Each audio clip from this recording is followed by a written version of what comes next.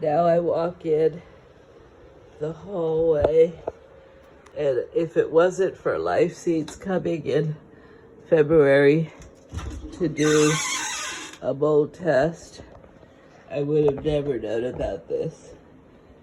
Here's the filters.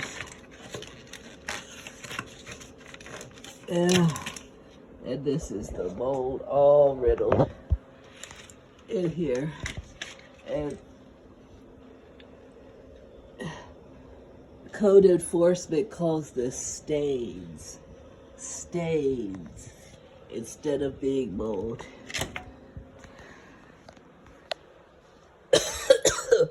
I can't breathe in this place even though I keep it open. Now here's the carpet all in the bedroom, all bunched up.